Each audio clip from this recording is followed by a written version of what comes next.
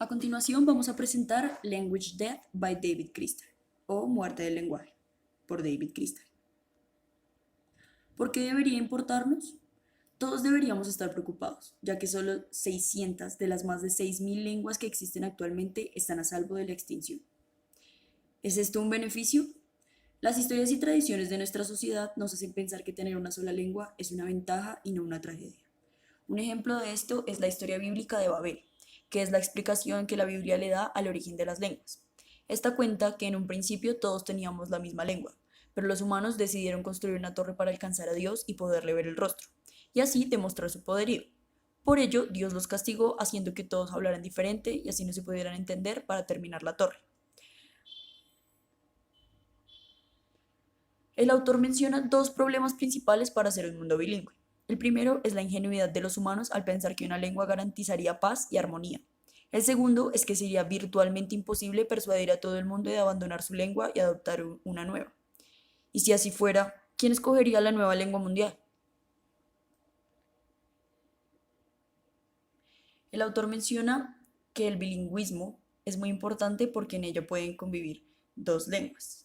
Él dice, un mundo en el que todos hablen al menos dos idiomas, su propio idioma étnico y una lengua franca internacional es perfectamente posible y, como comentaremos adelante, altamente deseable, debido a que los dos idiomas tienen propósitos diferentes, uno para la identidad y otro para la inteligibilidad. No tienen que estar en conflicto. Estas son las lenguas en peligro de extinción en América del Sur septentrional. Y estas son las que están en peligro de extinción tan solo en el Amazonas. El siguiente apartado es Necesitamos diversidad. En este apartado podemos ver cómo el autor realiza un acercamiento al término de ecosistema y cómo este implica una serie de relaciones entre los seres vivientes que lo habitan. De la misma manera, este argumento de diversidad biológica aplica también para el lenguaje, y es el primero de dos que nos llevará a entender de manera más clara la aplicación del pensamiento ecológico del lenguaje. Ahora bien, hicimos una analogía entre una cadena y el ecosistema, debido a que en ambos casos cada uno de los organismos o eslabones que la conforman desaparece o sufre algún daño, afecta al resto de los seres que la componen. De la misma manera se puede ver en el ámbito lingüístico, cuando la pérdida de una lengua significa una ruptura que conlleva a la desaparición de conocimientos y a la disminución de la diversidad, siendo esta última un aspecto de vital importancia como veremos más adelante. Como se puede ver en la gráfica, el autor presenta una serie de definiciones que nos acercan al significado e importancia de la diversidad, no solo en el ámbito ecológico, sino también en el lingüístico. En primer lugar, tenemos que la diversidad es el resultado de la adaptación de las especies y que esta diversidad nos proporciona ecosistemas más fuertes, generando estabilidad. El autor dice que la diversidad es necesaria para la evolución de los ecosistemas y a su vez es esencial para el desarrollo humano. Por otra parte, el autor presenta las consecuencias que tiene la desaparición de una lengua y cómo, al igual que en un ecosistema, afecta al resto de seres que cohabitan con ella.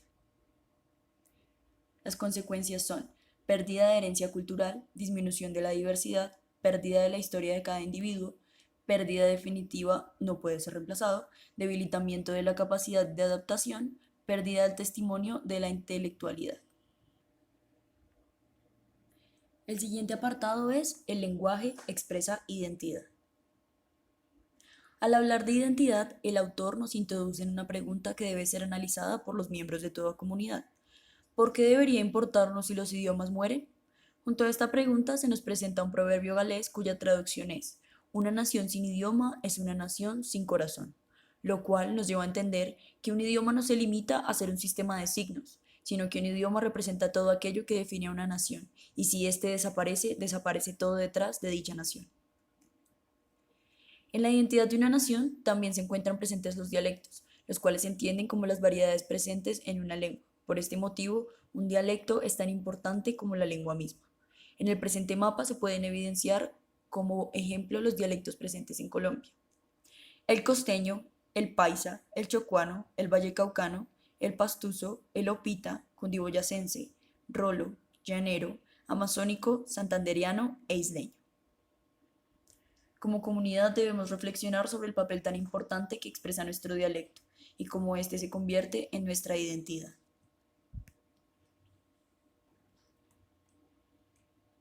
Si llegamos a hablar de la muerte del dialecto en una nación, es igual que hablar de la muerte de la lengua. Cuando ambos se pierden o mueren, se pierde con ellos toda una dimensión cultural construida a través de la historia, pues es a través de la lengua que una comunidad puede llegar a construirse. La pérdida del lenguaje representa la pérdida de los pensamientos y comunicación de un pueblo a lo largo de su historia. La identidad es lo que hace que los miembros de una comunidad sean reconocibles e iguales y que construyan historia. Para darle sentido a la identidad de una comunidad se debe analizar y entender su lenguaje. El siguiente apartado es: los idiomas son repositorios de la historia. En el texto se entiende el idioma como el archivo de la historia. El autor afirma que los idiomas son el pedigrí de las naciones, pues estos representan su ascendencia, origen, linaje o descendencia. Una vez el lenguaje es escrito, este puede contar las conexiones de los hablantes con su pasado e historia. Según Emerson, el lenguaje es el archivo de la historia en una manera en que expresa eventos del pasado a través de estructuras gramaticales y lexicales. Según Crystal, como individuos, valoramos todas esas piezas y documentos que pueden venir de nuestros ancestros. Por ejemplo, el diario de un abuelo, una nota en la portada de un libro o en la parte trasera de una fotografía, incluso las inscripciones en las lápidas. Esas cosas son importantes porque representan nuestro pedigrí. Valoramos también nuestro derecho a esta información porque es nuestra y también porque encontramos orgullo en ella. Es natural ese deseo por conocer nuestros orígenes y nuestros ancestros, pues en ellos encontramos placer e inspiración. Si un idioma desaparece, también desaparece con él nuestro pasado. Si es doloroso para nosotros imaginar perder dicha lengua y todo lo que ello acarrea, no ha de ser muy difícil ponerse en el lugar de los hablantes de las lenguas que se pierden a diario. Pero, ¿qué sucede cuando un idioma nunca ha sido escrito? Cuando encontramos este tipo de casos es importante reconocer el fundamental papel que juegan los intérpretes orales. Ellos hacen uso de técnicas lingüísticas sofisticadas para asegurar la transmisión de su memoria. Mamadou Kouyaté, un africano occidental, intérprete oral, relata: somos recipientes del habla. Somos los depósitos que albergan secretos de muchos siglos de antigüedad. Somos el recuerdo de la humanidad. Por la palabra hablada damos vida a los hechos y hazañas de los reyes para las generaciones más jóvenes. Entre algunas de las estrategias usadas por los intérpretes orales se encuentran percepciones más amplias de organización estructural, operando con diferentes tipos de memoria simultáneamente, reducción de los detalles, intuyendo una imagen del texto en su conjunto. El narrador profesional también desarrolla habilidades como: los puntos en una historia coinciden como crescendos y diminuendos, con alegros y lentos. Los patrones formulados con sus secuencias fijas de entonación, ritmo y volumen. Motivos repetitivos, figuras retóricas, patrones de elaboración verbal. Fórmula de exageraciones y puntos de digresión. El contenido del conocimiento transmitido puede ser enorme, incluyendo largas listas de dioses o reyes, relatos de victorias y derrotas, historias de leyendas y héroes, detalles de recetas y remedios, y todas las ideas sobre la estructura social y el comportamiento del pasado que asociamos con la mitología y el folclore de cualquier cultura. Y la idea de que esos recuerdos vivientes podrían perderse es, por lo tanto, una cuestión de profundo significado para aquellos que necesitan confiar en tales artistas para proporcionar sus únicos sentidos de los orígenes étnicos. El siguiente apartado es: el lenguaje contribuye a la suma del conocimiento humano. Cada lengua es un pedacito de un mosaico de visiones. Cada una guarda una interpretación única de la existencia humana, y la pérdida de una lengua es la pérdida de una cosmovisión, de una parte del mundo, como cuando se muere no una especie, sino un ecosistema entero.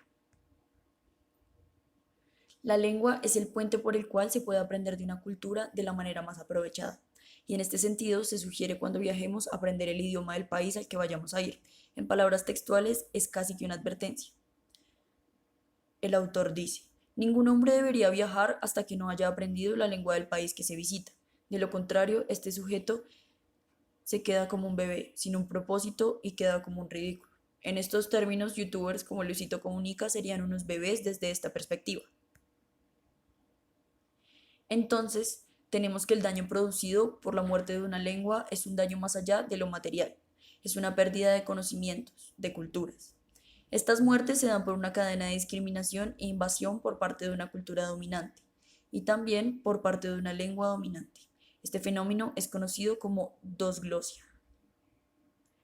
El autor muestra una visión heredada de los europeos versus un mosaico de visiones que no han sido reconocidas.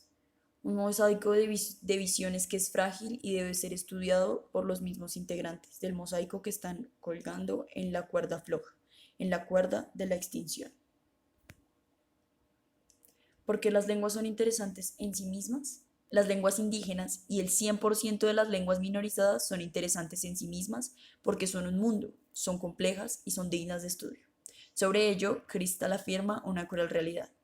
El hecho de que las comunidades indígenas tengan lenguas tan complejas como el inglés o el francés no es algo que sea conocido por todos, y la tradición occidental asume lo contrario, que son lenguas primitivas, atrasadas y simples. La clave para que no se pierdan es dignificarlas. Hay que cambiar los paradigmas de Occidente que están establecidos. Dichos paradigmas son: las lenguas indígenas son primitivas y poco desarrolladas, las comunidades indígenas no son igual de avanzadas como la nuestra, etcétera, etcétera. Gracias por la atención prestada.